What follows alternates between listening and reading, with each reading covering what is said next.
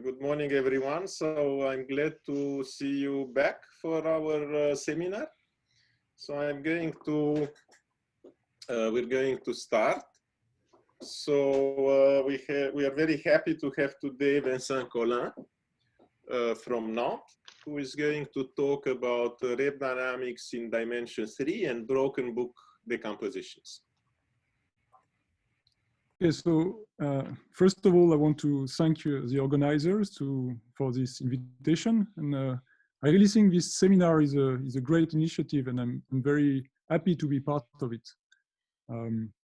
So indeed, the topic of my talk today will be dynamics of rep vector fields in relation with a new kind of geometric structure that you have on the three manifold that we call a broken book decomposition. And all I'm going to talk about today is a joint work with Pierre Dornoy and Anna Reichmann. So all throughout the talk, M will be an orientable closed three manifold. And I want to start with a slightly weakened version of a result of Emmanuel Giroux, which states that on a three manifold, every contact structure Xi is carried by a rational open book decomposition, which means that there exists a rep vector field for this contact structure, which is tangent to the binding and transverse to the fibers, which are pi minus 12 of t. So pi is a projection. So here, rational open book decomposition will simply be a pair k pi with k a link, which is the binding, and pi is a fibration from m minus k to the circle, so that pi minus 1 of t, so fiber, is the interior of a compact surface that we call a page, and whose boundary is k. So here the slight difference with the usual open book decomposition is the fact that we do not ask for the monodromy to be the identity along the binding. So this basically means, for example, on the picture, which is right here, that here the three green dotted lines represent the same page, okay? And so either let's say the monodromy is the identity. So this is a cross section near the binding. And so the monodromy is the identity means that you cross this picture with the interval and you identify the top and bottom disks by the identity, in which case you see that you have three boundary components of the same page that go to the same component of the binding. But it could also be that you take for monodromy like a 2 pi over 3 twist, which means in that case that you have only one boundary component of the page, which goes to this component of the binding, and that when you go to the binding, the degree is 3. So you're embedded as long as you are on the interior of the page, but on the binding, you're not embedded anymore. Okay? And the second thing is that in the definition of supporting a contact structure, we also drop the hypothesis on the orientation of the rep vector field along the binding. Usually you have a condition which tells you that the rep vector field is positively tangent to the binding. So we don't have this. Sorry? We don't assume this condition in this case. Okay. So if I want to anticipate a little bit from the point of view of holomorphic curve, it means that in the usual Giroux definition, you have to think of the binding as like positive asymptote of a holomorphic curve, which are sorts of like lift of these pages. But here you could have both positive and negative asymptotics for the binding components. Okay. So this is the note that we drop orientation hypothesis along K and embeddedness of the pages along their boundary. And for those who are more familiar with dynamical systems, this definition of a rational open book adapted to a rep vector field is the same than the one of a Birkhoff section. So Birkhoff section for a vector field in general is a compact surface, S, whose boundary is tangent to the vector field, whose interior is embedded and transverse to the vector field. This is the first condition. And the second one is that it intersects every orbit in backward and forward time. And this second condition is exactly what tells you that the complement of K is the fibration over S1. Okay, if you drop this assumption, then you have something just called a section. So Birkhoff section is a section, and moreover, every orbit intersects the section in backward and forward time, which ensures you that the complement is a fibration over the circle. And so almost by definition, a Rev vector field is carried by a rational open book if and only if it has a Birkhoff section. And in that case, the Birkhoff section is just a page. Okay. And so the question one can ask at this point is the following. So is every Rev vector field carried by a rational open book? Or equivalently, does it have a Birkhoff section? Okay. So why is it interesting? Because in that case, the dynamics of the Rev vector field is completely described by its first return map on the page, on the fiber. Okay, and this was actually Poincaré's original strategy to study dynamical system, like in the three-body problem, restricted three-body problem. So here we ask this question, which sounds a little bit crazy.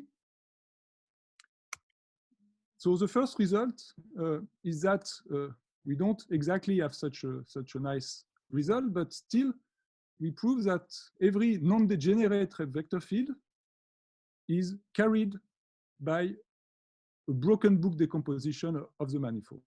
So I will give you the definition later. This is slightly weaker than having a Birkhoff section, but still you can infer from this nice dynamical results. So the first one is the fact that every non-degenerate Rev vector field on the manifold has either two or infinitely many periodic orbits. And then two are possible only on the tight three-sphere or line spaces. And the statement in parentheses is due to Cristofaro Gardiner, Hutchings, and Pormer-Leano. And they also note that, in particular, if the contact structure is over-twisted, then every non-degenerate Rev vector field has infinitely many periodic orbits. Okay, so this is the first result on periodic orbits. The second result, or the third result, the second consequence is that if the manifold is not a graph manifold, for example, if you have a hyperbolic 3 manifold, then every non-degenerate Rev vector field on M has positive topological entropy. And in particular, this implies that the number of its periodic orbits of period bounded by some L grows exponentially with L. Okay, so it's then the dynamics is of, let's say, hyperbolic nature. And basically, in the same vein, what you can also prove is that this time with some slightly different hypothesis that the Rev vector field is strongly non-degenerate. Then, if there is no homoclinic orbit, or if you prefer, if you have vanishing topological entropy, then actually the vector field, the Rev vector field, is carried by a rational open book decomposition. So it has a Birkhoff section. Okay, so here you see that either you have topological entropy or you have a Birkhoff section. And then your dynamics is described by this first return map on the surface, on the section. So do you have questions on the results?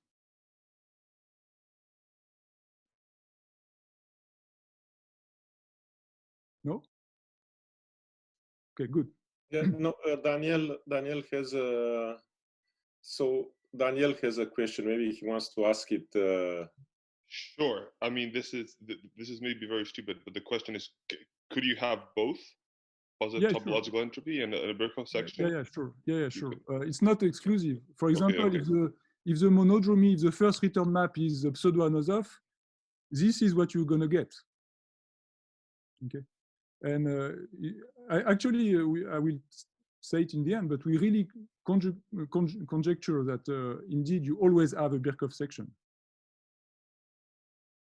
So, yeah, the Okay, most common case should be that you have indeed a Birkhoff section. Okay. So let me now review some previous results. Of course, the first one regarding periodic orbits comes back to Tobbs with his solution to the Wenshin conjecture, where he proves that at least every red vector field has one periodic orbit. And then this was extended by Cristofaro, Gardiner, and Hutchings to show that there are always at least two periodic orbits. Next, Hutchings and Tobbs proved that if you have a non-degenerate red vector field which has exactly two periodic orbits, then M is the three-sphere or length space. Okay, this was my parenthesis in the statement. Even though with our techniques we also give a new proof of this result.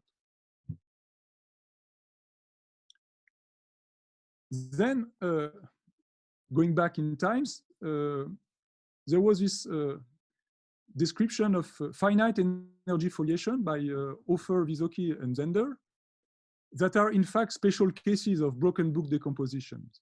And indeed, they use this notion to prove that every strongly non-degenerate red vector field on the three-sphere has either two or infinitely many periodic orbits. So in some sense, what we do is we extend like this Hofer, Vysocki, Zender description to any three manifold. But for that, we slightly relax their finite energy foliation business to get this broken book decomposition picture.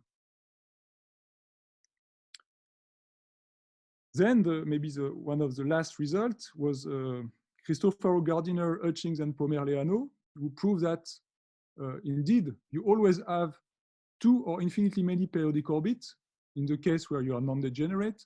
But then with the hypothesis that the first Chern class of the contact structure is a torsion element. So what we do with our first result is that we get rid of this last hypothesis. Now, two other results which are interesting for discussion. The first one is due to Irié, who proves that in fact, generically, a red vector field has infinitely many periodic orbits, which means that, of course, if you take a red vector field, you can always perturb it so that the perturbation has infinitely many periodic orbits. But in some sense, you have no control on the perturbation. Okay, so you don't know a priori if it's the case. For example, you don't have like a characterizing property like being non-degenerate, or you don't know what kind of genericity it is. So this is really like a closing lemma. You have a red vector field, you can perturb, and then you know there exists a perturbation so that you have infinitely many orbits, but you don't have, you don't know exactly what the perturbation look like. And then to conclude, let's say that there were many previous results on positive topological entropy by first Maccarini, Schlenk, and then Marcelo Alves. And then we also had a result with Marcelo and Coronda. And maybe the interesting thing with this Marcelo Alves approach is that there is no non-degeneracy hypothesis in the method. So the result we get there have other hypotheses, but then they hold, given a nice contact structure, let's say, they hold for every red vector field, not only non-degenerate red vector fields.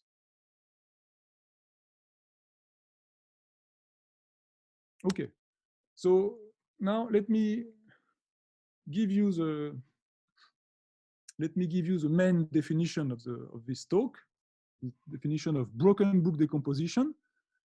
So a broken book decomposition is a pair K and F, where K is a link and F, instead of being fibration, is in this case a co-oriented foliation of the complement of M of K in M, whose leaves are like properly embedded in the complement, and they all become compact after adding some component of K.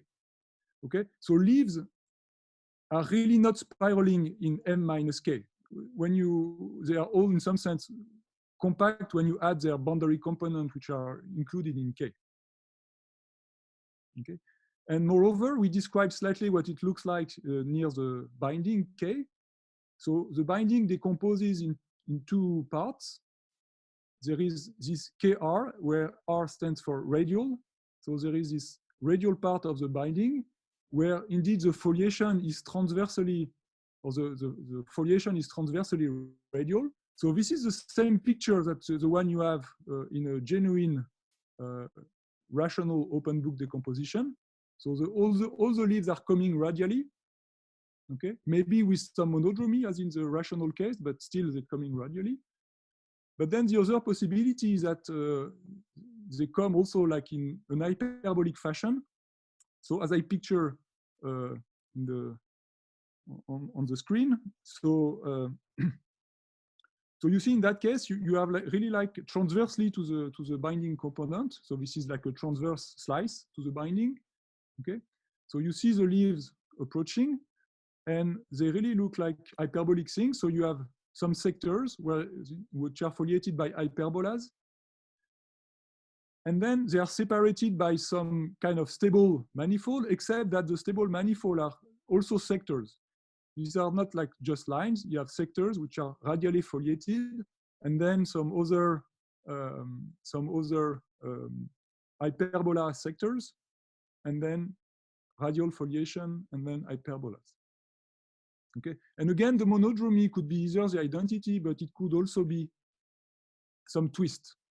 Okay, like a 2 pi over k, where 2k pi over p, where p is the number of sectors. Okay, do you get that? So this is the definition. But then again, you really have to think that all the leaves are kind of compact once you add the binding. And of course, you have the same kind of definition that a red vector field is carried by a broken book Kf if it is tangent to the binding and transverse to the leaf of the foliation. And here on the picture, I mean, the red vector field is supposed to be these red and blue things, where the leaves are in black, let's say. Okay, and you see that the red vector field is kind of transverse.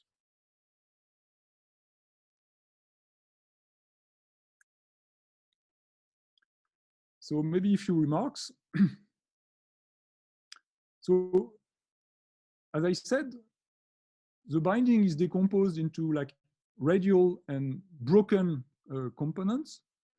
And then now if you assume that the red vector field is non-degenerate, then you know that the periodic orbits are either elliptic, depending, or hyperbolic, depending on the linearized first return map. So elliptic is when the first return map has a linearization, which is just a rotation, and hyperbolic when it's like diagonal with lambda and 1 over lambda as the eigenvalues, and it could be positive or negative depending on the sign of lambda. But the thing is that if you are an elliptic, a radial component of the binding, then the orbit can be either elliptic or hyperbolic. Okay, because somehow being a radial component of the binding means, in some sense, that the pages which are coming in rotates with respect to the vector field, and so it means that locally you have a first return map in some sense, if you prefer. Okay, so it could be both. But on the other hand, if you are a broken component of the binding, then the periodic orbit has to be dynamically hyperbolic. If your orbit if the flow is really a rotation nearby, then you are automatically a radial foliation, because there is no way that like a rotation can be transverse to this type of hyperbolic foliation here. Okay, so this is the first remark. the second remark is the fact that when your red vector field is non-degenerate, then the broken components of the binding have exactly 4 sectors which are foliated by hyperbolas, because it is the case for the flow itself. Okay. So the flow, the linearized flow of the red vector field is really, you have like 2 stable and unstable separatrices transversely, and then hyperbolas. And then your foliation has to be transverse to that. So it has to have also like 4 sectors. And then also notice that if the broken component of the binding is the empty set, then the broken book is in fact a rational open book. Okay, what makes the difference between broken books and rational open books, or if you prefer broken books and Birkhoff section, are this hyperbolic type behavior near binding component. Okay. So maybe at this point, let me say 2 things more. That we have a paper on the archive, and originally instead of calling the binding component radial or broken, we called them elliptic and hyperbolic. And then it was super confusing because you could have an elliptic component of the binding that was like an hyperbolic periodic orbit. So it was so confusing that we decided to change the denomination.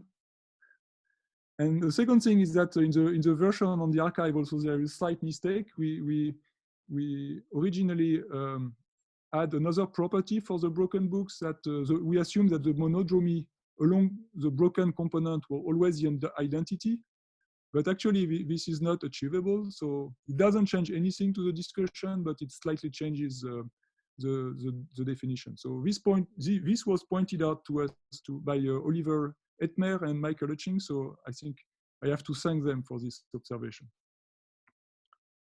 Okay. So any question about the definition of the broken book?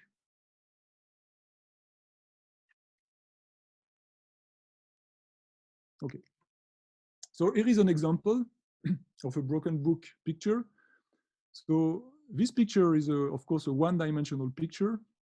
And so if you want to see a three-dimensional broken book picture, you have to cross it with the circle. Okay. So the squares here are like radial component of the binding, okay, because you cross with S1. Of course, the pages are all annuli, which are just product of the circle with these segments. Okay. And so here you see that you have a broken component of the binding. Okay. And you also see that we just picture something where one of the kind of stable or unstable manifold is just secant.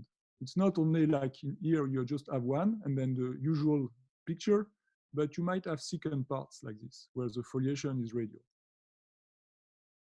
Okay, and the red, of course, is the kind of direction of the red vector field, which is transverse to this green foliation. And so there are special leaves on this picture, which are these green, like thicker ones, which are the rigid ones, okay? And they are called rigid because they cannot be deformed in some sense. They don't belong to the interior of our family of diffeomorphic leaves. So if you take this leaf, for example, the leaves nearby are the same, but it's not the case for this one. In some sense, these are the one where this family of leaves like breaks on this leaf and then this leaf. Oh, sorry. And there are finitely many rigid pages. And the point is that the complement of their union fibers over R. This is visible on this picture.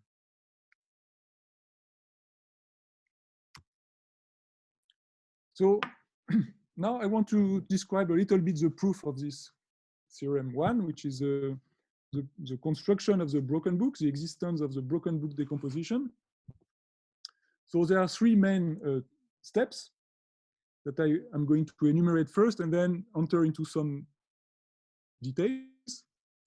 So the first and most important step is the use of embedded contact homology, actually, which is used via the property of the UMAP to construct a section through every point in the manifold. Okay. The second step would be by a compacity, like classical compacity argument, to choose a finite number of these sections that intersect all orbits. So they decompose the flow into, in some sense, segments. And then, as we will see, you can always assume that their interior are disjoint. There is a desingularization operation. And then the binding will be the union of their boundaries. And then the last step is to see that the complement of this system of sections fibers over R, and which gives you basically the foliation, the broken book structure. Once you fiber over R, you just have products on this complement, and then you just get your broken book decomposition. Okay.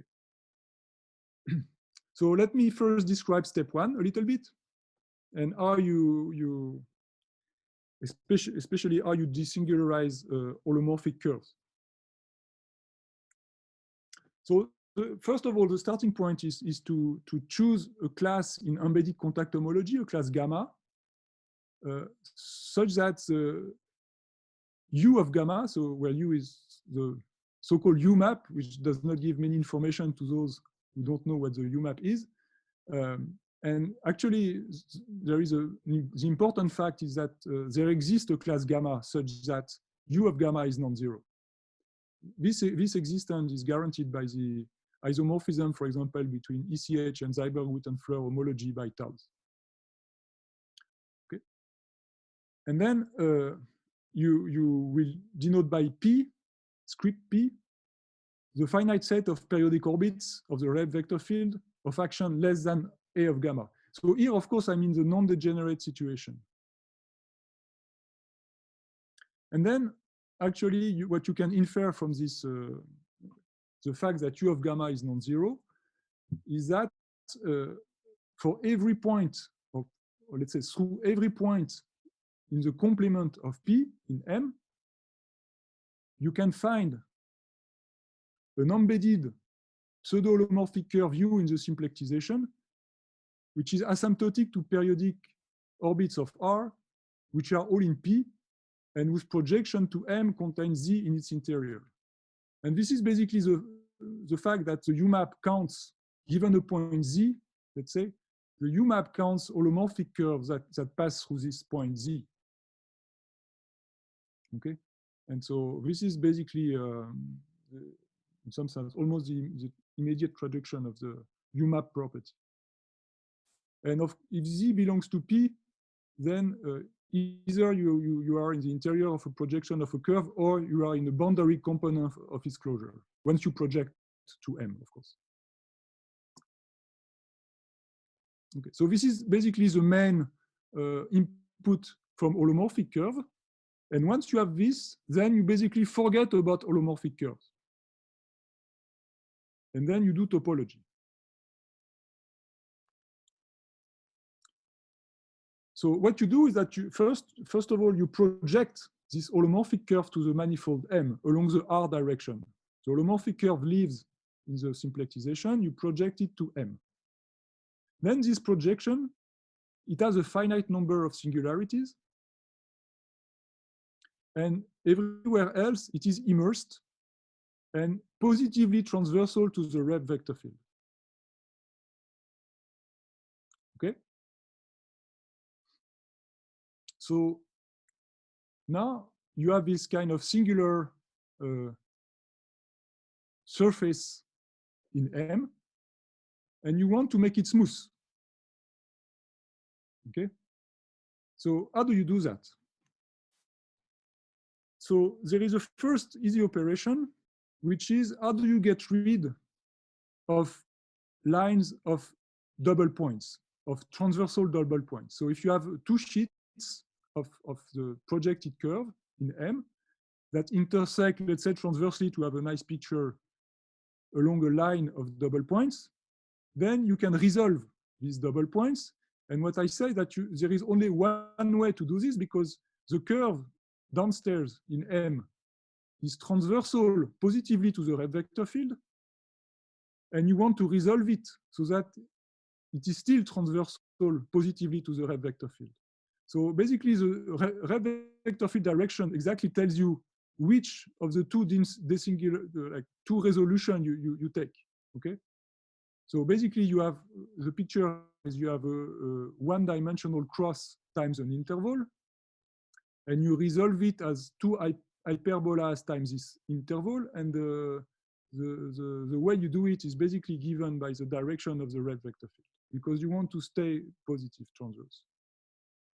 Okay, so this is the easy part. And then I draw a picture of like some two other cases. So the first case is how do you get rid of triple points of intersection? Okay, so this is the first picture upstairs. So you have three sheets of the surface which are meeting along this kind of triple point, and the arrows indicate the red direction. And then again, there is basically exactly one way, a unique way to desingularize this picture, and it is drawn here. Okay, so I don't know if you can see this 3D type picture, but this is the way you desingularize. Okay.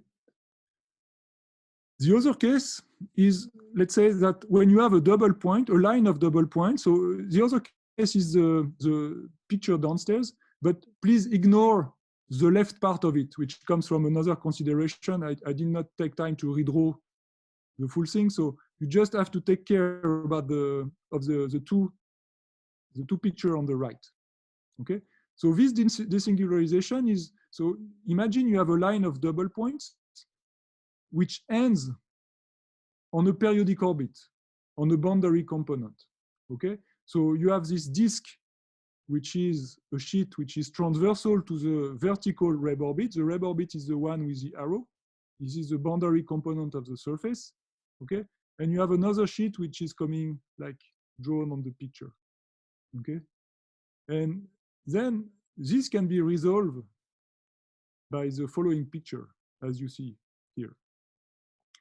And the thing is that, of course, now so you approach the orbit with a slope which is, let's say, the slope of the vertical line plus the slope of the meridian. Okay, and the thing that maybe is interesting to notice at this point is that this kind of operation really plays in our favor, because the red vector field was originally transverse to the, let's say, the vertical annulus and to the horizontal disk. Okay, and then it is, of course, still transverse to the now this kind of annulus which spiral around. But then there is also, in this case, a first return map. And so as soon as you do such an operation, the boundary component you are dealing with will automatically fall into the radial component of the broken book in the end, because you locally have defined a first return map of the red vector field. So actually, this operation is very good for us. Okay. I don't know if there are questions on these pictures. Are they kind of clear? Can I ask a question? Sure. So what do you do if there are more than like 3 sheets meeting? Do you just perturb them? Yeah, you can perturb. So let's say the following: you can perturb because once you are projected, you can forget about being holomorphic. It's really like a smooth problem. This is one answer. Another possible answer would be that another way to think of it, if you don't understand this picture upstairs, is that you can surround the triple point or like multiple point with a ball. Okay. And then you can resolve lines of double points outside the ball. Okay. And now the new surface, once you have been resolving this thing, comes to the ball and it draws on the ball like embedded circles. And now these embedded circles, you fill them with disks. So this is how you pass from this picture to that picture. Okay. And actually, this is what you do for the next thing I wanted to explain, which is how do you get rid of singularities? Because now we first got rid of, I explained how to get rid of like multiple points, lines of double points or triple points or even more. But then you also have singularities. But then you do what I told you. So you take a singularity of the projected curve, and then you take so this is a point P, let's say, and then you take a Reb flow box, which is centered at P, okay? So it has the form d epsilon time minus 1, 1, where d epsilon is supposed to be like a very small disk, and minus 1, 1 direction is tangent to the Reb flow, okay? And then if you choose the disk d epsilon small enough, the curve will not intersect the top and bottom d epsilon time plus or minus 1. Okay? So now you can desingularize, which means you resolve intersection of the curve outside of this flow box with the previous procedure if you want. Okay? Now the new surface gives you embedded circles, which are all contained in the horizontal, like the vertical boundary of the flow box, on this boundary of d epsilon time minus 1, 1. Okay? These are, so because before resolving, what you have basically are immersed curves on this vertical boundary. Okay, they have double points, maybe triple points, but then you can resolve the intersections. Once you resolve intersection, you get embedded circles. And the embedded circles are transverse to the Reb vector field, meaning transverse to this vertical direction. And this means these circles, they kind of go around the vertical boundary. They are not contractible in the vertical boundary. So they have to go around once. They are isotopic if you want to boundary of d epsilon times 0. Okay? Can I ask another question? Yes. Just disturb your talk. With in the bound where you desingularize, so you take a sphere and you end up with these circles. Yeah, yeah. And you said you fill them with a disk. Yeah. So I guess you know that these circles are not concentric. So that the disk, even if they are if they are concentric, the disk they can be made disjoint inside the ball. I mean, okay. The disks are not on the boundary of the ball. Okay, so this is the same thing here, that you have like these circles that are disjoint in the vertical boundary. And in some sense, these are like meridional circles. And so you can fill them with disks, which are transverse to the vertical direction. Okay? And then you get your new surface.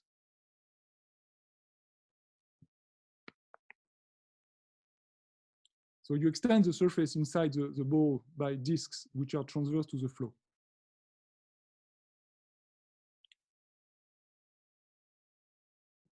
So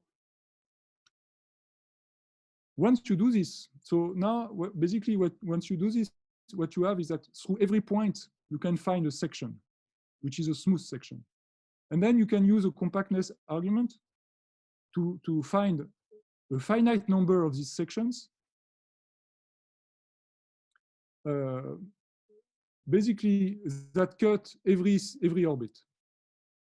Okay, so I will not comment too much on this statement, which is a bit complicated, but what I want to say that so through every point you have a section, and then you can find a finite number of such sections.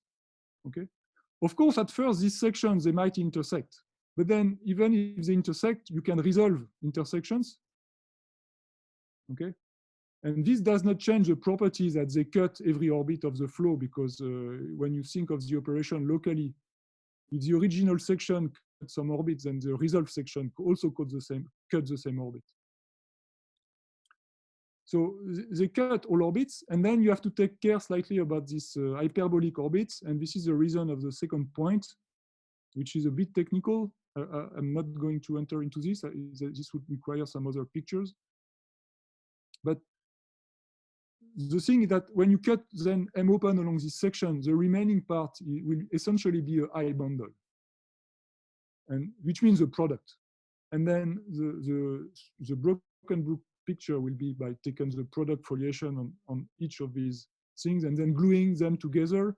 And of course, near hyperbolic orbit, you have to glue them as you imagine. You have to, so that you get this broken book picture. Okay, so that's it basically for theorem 1.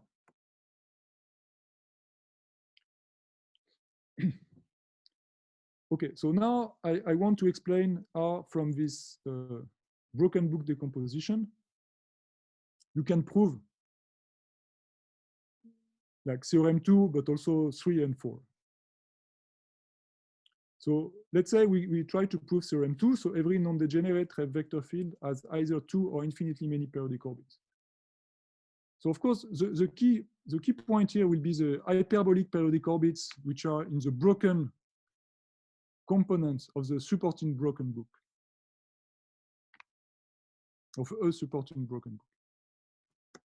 So the first kind of easy case is when this component is empty, which means that by chance, let's say, the broken book decomposition is in fact a rational open book decomposition. Okay. Then you take a page, and then you look at cases.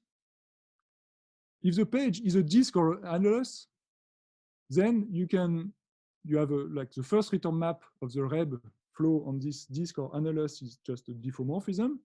And then you can use the theorem of Franks, which tells you that R has either 2 or infinitely many periodic orbits. And actually, you see that in this case, when you are a disk or an annulus, it means that the ambient manifold is either the 3-sphere or a length space. Okay.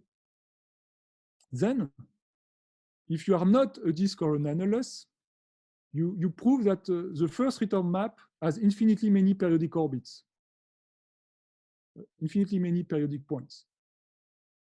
This is, in some sense, a generalization of the result of Franks and Handel, which is valid for the flux 0 case. But here, the diffeomorphism, like the first return map, is possibly not isotopic to the identity. So you have to extend Franks Handel result in the case non-isotopic to the identity. So this is what we do, but with not such a straight method. And actually, exactly at the same time, the result was also established by Le Calvez and Sambarino, even in the case of homeomorphisms. So it's much easier and much stronger than what we prove. So we can, let's say, we can use this fact. Okay. So basically, when you have a broken book, the statement comes from the properties of diffeomorphisms of surfaces.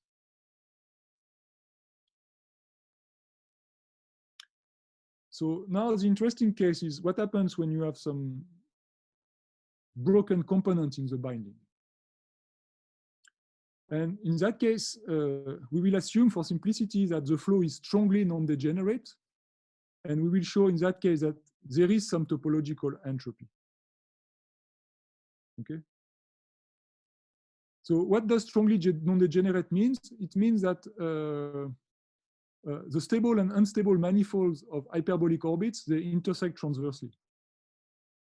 Okay, so you take a hyperbolic orbit, you take the stable and unstable manifolds, so which are by definition all the points whose flow backward and forward are going to the orbit, and these has to intersect transversely. This is a generic condition actually, which is like the Morse-Mel condition in the compared with the Morse condition for functions. So we assume for simplicity that the Reb flow is strongly non-degenerate.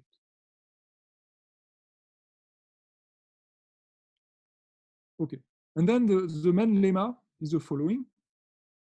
if you take the stable manifold of an orbit in the broken part of the binding, then it intersects the unstable manifold of another orbit, which means that there is an orbit of the flow which in backward time is asymptotic to some orbit, and in forward time is asymptotic to some other orbit of the binding. So is this statement clear? Okay, so you have hyperbolic orbits in the broken part of the binding.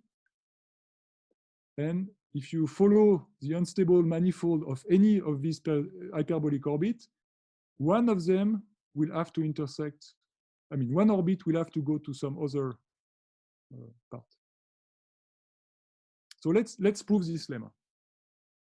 So what you do is that you take let's say, I say half of the stable manifold of K because let's say K is a positive hyperbolic orbit. So a positive hyperbolic orbit, when you take its like stable manifold, you have two components in some sense, okay? So I take one of them, and we assume by contradiction that it does not intersect the unstable manifold of any other orbit in the binding. Okay. Then what it gives you is an injectively immersed cylinder, because so let's say near the orbit the unstable manifold, or the stable manifold, sorry, looks like an annulus. So it's an annulus, let's say in some sense, whose boundary is on the orbit, if you want, and then you flow it by the flow of the red vector field. It propagates in the manifold, and it gives you an immersed cylinder, but this is an injectively immersed cylinder because near, let's say, plus infinity, it is indeed immersed because it is the stable manifold. Okay, so this is injectively immersed. And then if there is no connection to another hyperbolic orbit, it has to intersect one of the rigid pages P infinitely many times. So because this cylinder like rotates around in the manifold, okay, and if the cylinder is not going to some other like orbit of the binding, when it enters this one of these product part of the, remember that when you cut the manifold along the rigid pages, what you get are products. So if you enter a product on one side, you have to exit on the other side if you don't interact with the broken binding. So it has to intersect one rigid page infinitely many times. Okay, and this intersection is an infinite collection of embedded circles in the rigid page. Remember that this cylinder is transversal to the rigid page because the red vector field is transversal to the rigid page. The red vector field is transversal to the pages. Okay, so you get an infinite collections of circles by looking at this cylinder which winds around and intersects one rigid page infinitely many times. So what I claim first is that there are finitely many of these circles that bound a disk in the rigid page. Okay, so why is that? Because if you take two such circles that bound a disk, let's say C1 and C2 for the circles, they bound disk D1 and D2 in P, then you can consider the annulus inside the stable manifold, which is bounded by C1 and C2. So you let's say you start from C1, you flow C1, and then you have some intersection which is C2 after some maybe other intersection in between, but you have another intersection which is C2. Okay, and then you look at the surface, the sphere actually, D1 union A union D2, and by Stokes, since it is a closed surface, when you integrate d alpha, where alpha is a contact form associated with the red vector field, when you integrate d alpha on this closed sphere, you find 0. Okay? Because it's by Stokes, it is a closed surface, d alpha is an exact form, so this is 0. And now, since the annulus A is tangent to the Rep vector field, the integral of d alpha on A is 0. And so what you get is that the integral of d alpha on D1 is the same than the integral of d alpha on D2. So the two disks, D1 and D2, have the same d alpha area. Okay? But then they have to be disjoint. Okay, because the boundary don't intersect and they have the same area. And the surface has boundary. So they have to be disjoint. And so since all these disks have the same area and are disjoint, as the surface is compact, there is a finite number of them, which is bounded basically by given by the d alpha area of the page. Okay. So you have a finite number of such things. So now, once you have a finite number of contractible intersection, you look at the other intersection, and every other intersection is a circle, an embedded circle in the page again. Okay, and so you have infinitely many embedded circles in the page. But since the page is finite genus, we know that at least 2 of them have to be parallel. So they co-bound an annulus. Okay? If you have infinitely many curves that are disjoint on the surface and which are not contractible, then at least 2 are parallel. So we take these 2 parallel curves, C3 and C4, and so they co-bound an annulus in the page. And you do the same trick. You co-bound an annulus A second, and they co-bound an annulus A prime in the stable manifold. So A prime here is foliated by Reb orbits. And you apply Stoke again. A prime union A second is a torus, is a closed surface, so the integral of d alpha is 0. But on the other hand, since the integral of d alpha on A prime on A second is 0, sorry, because it is tangent to the Rep flow, then you get that the integral of d alpha on A prime is 0. But the thing is that A prime is contained in P, and in P, the Rep vector field is positively transverse to A prime. So the d alpha area is strictly positive. So you get a contradiction. Okay? So the conclusion is that you must have what is called a heteroclinic cycle, meaning an orbit going from one component of the broken, from one hyperbolic orbit to another hyperbolic orbit. Okay? And these orbits are contained in the broken part of the binding. And now, of course, since you have finitely many components of the binding, what you find, in fact, is actually a heteroclinic cycle, which means you have a sequence of orbits in the broken part of the binding, and together with connection from one to the next one, and then you go back to the starting point. Okay, you don't have only a connection between 2 things, but you have like a cycle. Okay, and when you have such a cycle, if the intersections are transversal, this is where we use like this strongly non-degenerate hypothesis. What you get is a homoclinic intersection. Homoclinic intersection is this time a connection from, or intersection from the stable manifold of a hyperbolic orbit and one of its unstable manifold.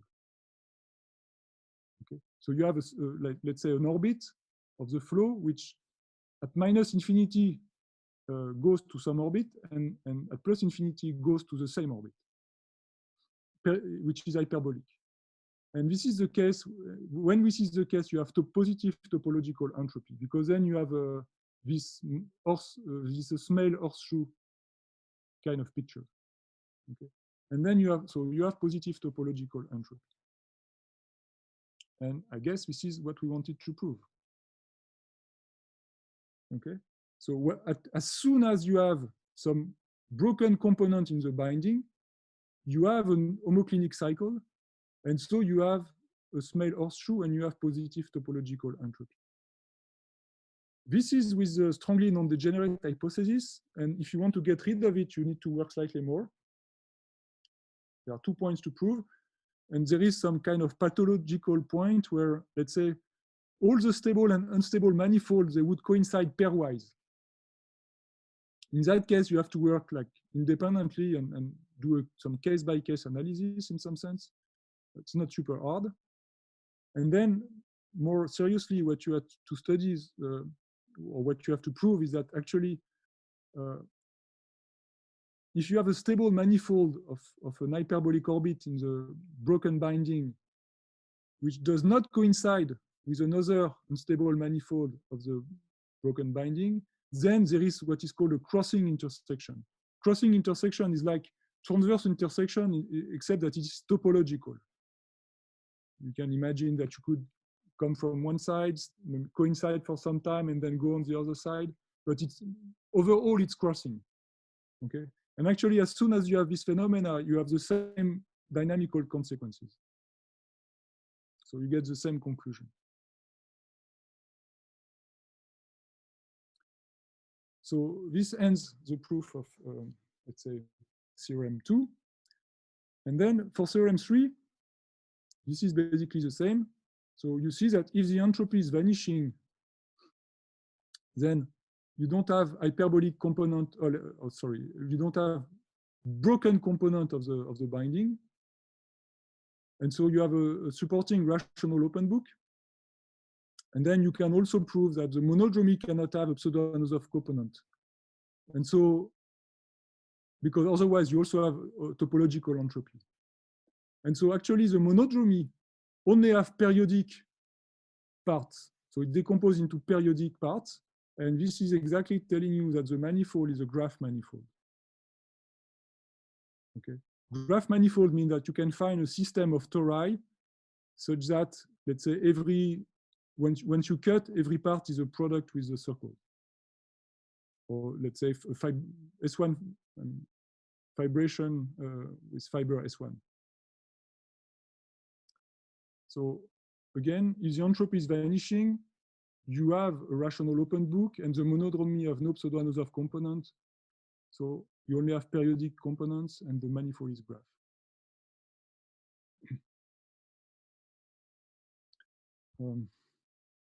Now, maybe in the remaining minutes. So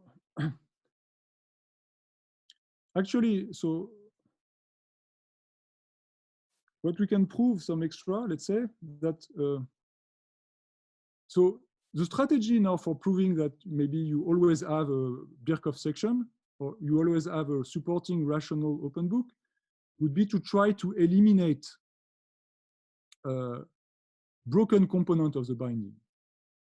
Okay. And how do you eliminate such a thing?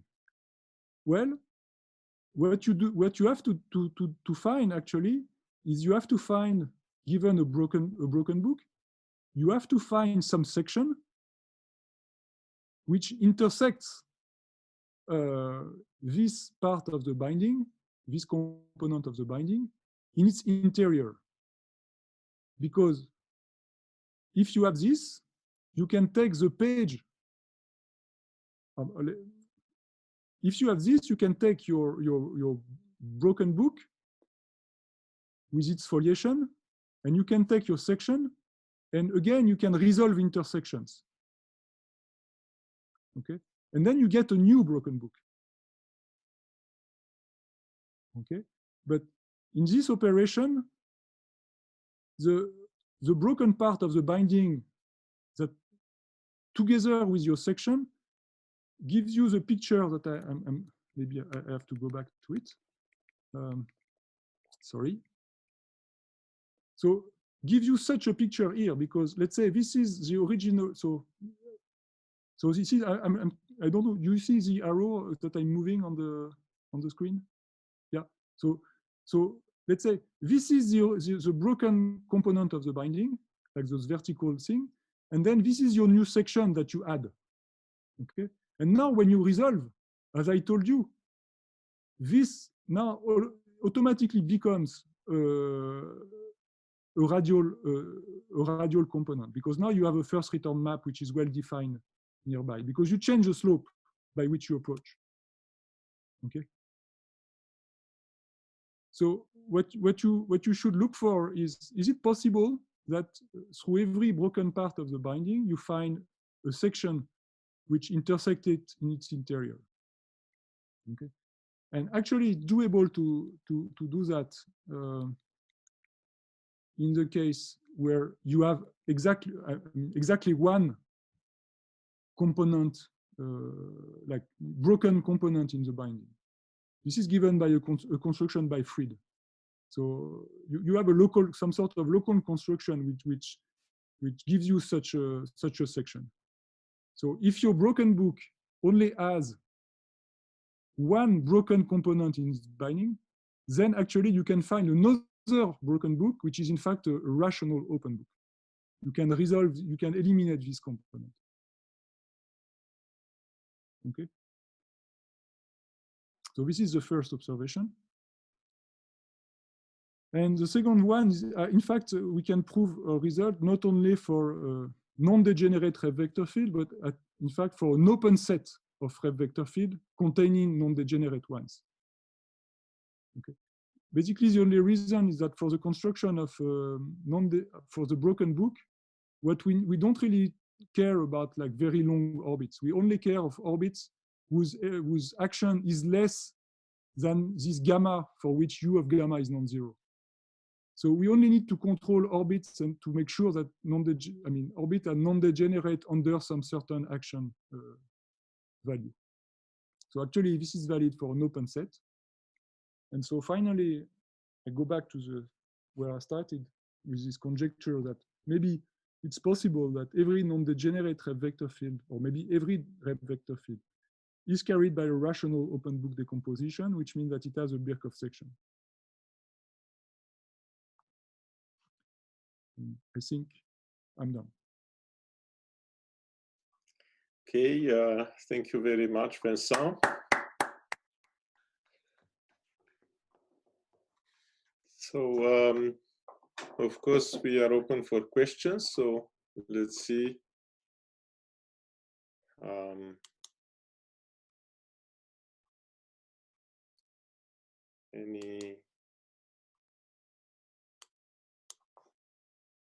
Any questions? I don't think there's anything on chat. Barney, you want to say something? Maybe I want something. Ah, and Leonid. All right, very good. So maybe I saw Barney first. Maybe you go. Barney, let's go ahead, of course. Yeah.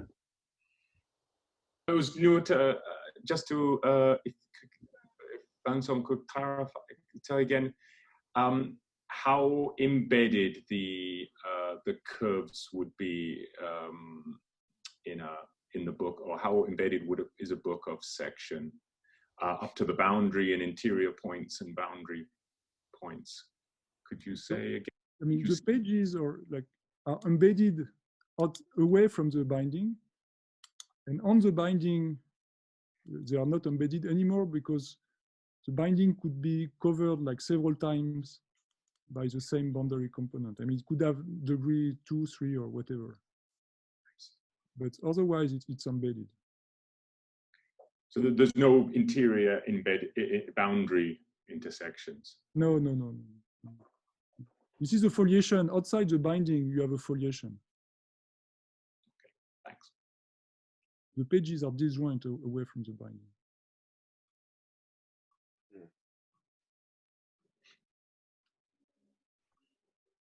Leonid?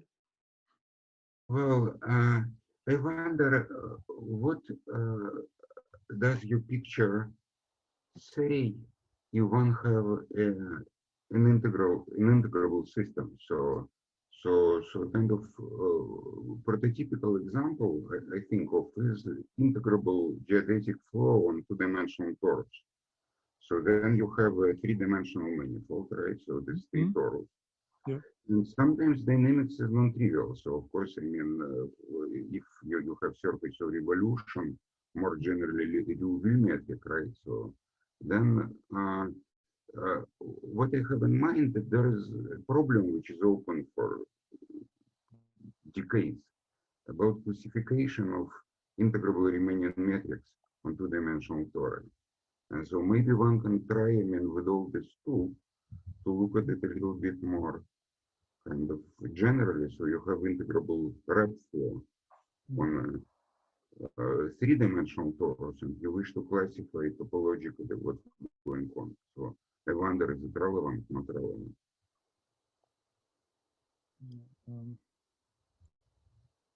So far, what we did work for like non-degenerate ones. So I don't know is your case like always non-degenerate or? You can, okay, you can assume some.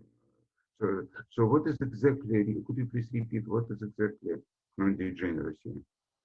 Non-degeneracy is that every periodic orbit is non-degenerate. So you will have rather kind of Morse bot, so you will have to, a little bit to generalize the theory, but I mean, not much. So you will have this rational invariant torus in which you have families of orbits, but with very nice transversal behavior. So I can't imagine that's a bit. But I think in the case of the geodesic flow, there is already some construction by. It's a very classical. I mean, you have this construction of I think maybe rational open book in this case. For arbitrary geodesic flow. I think so. So you know, I don't remember. We maybe it's due to Birkhoff actually. I'm not sure. So you let's say you take your surface. Maybe it's for genus larger than 2. So you take your surface and then you take a system of curves on the surface, which decompose the surface into like a black and white polygons. So, and then you,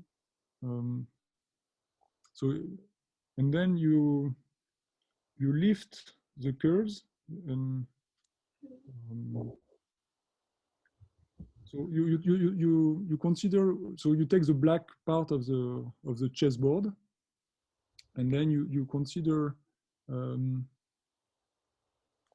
then your page is basically the set where the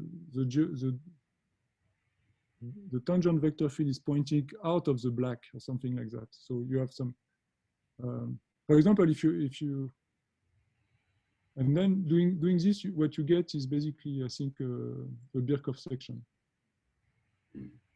Yeah, there is a classical, I can't remember the name, but I think there is a classical construction in this case, which sells you some automatic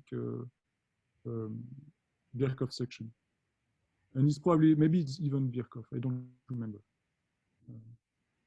Sorry, Vincent, can you say the precise statement for geodesic flows? The one you just said. I'm not sure about. Or rough, maybe. But I would say that for geodesic flow, you always have. I'm not sure about in all cases. So maybe for hyperbolic type surfaces, maybe genus 2, you always have a Birkhoff section, and the Birkhoff section would be constructed. So let's if I had some, maybe I could draw something, but you think of your surface as you generally draw it, and then your curve system will be, you have one outer curve which goes all around, you have 2 around each hole, like let's say these one are horizontal curves, so you have one which goes around like exterior, you have 2 around each hole, and then you take one, now maybe 2 vertical around again each hole, which are dual to the other ones, and I think these decompose your surface into, let's say these are geodesics, and now this decompose your surface into black and white. I mean, to black and white chessboard, and I guess along the boundary of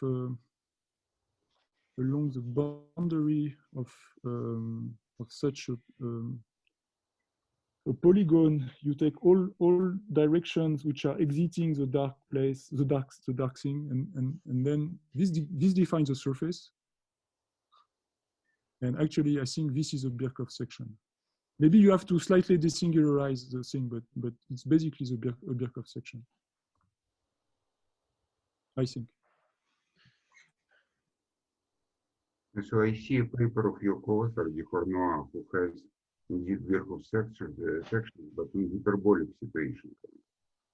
Yeah, maybe you need something. I mean, yes, yeah, negative curvature or something. Yeah, and then on the torus, it's kind of different. I agree. I agree. Yeah. I don't know. Totally no curvature assumptions whatsoever. But you have relation by tori mostly, so that's object of interest. Okay, thank you very much. Thank you.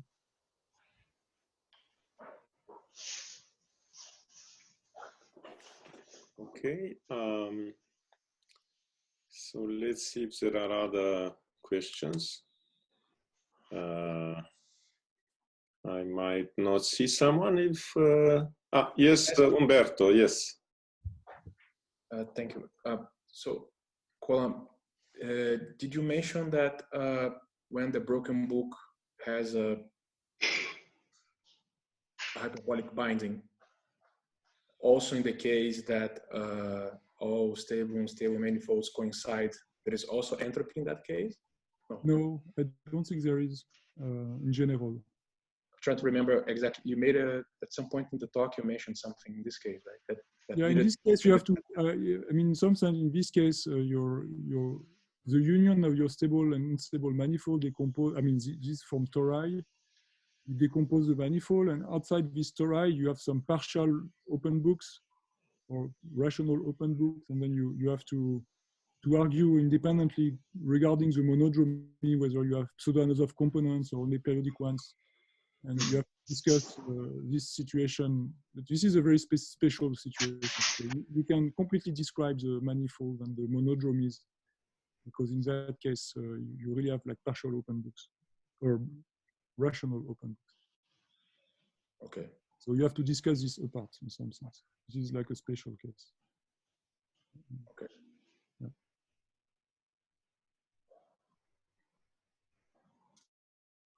All right. So let's see other things. So of course you can send a sign on chat if you want to ask. And I don't see here any. Well, it seems so. Okay, well, let's thank Vincent again. So thank you very much. Thank you.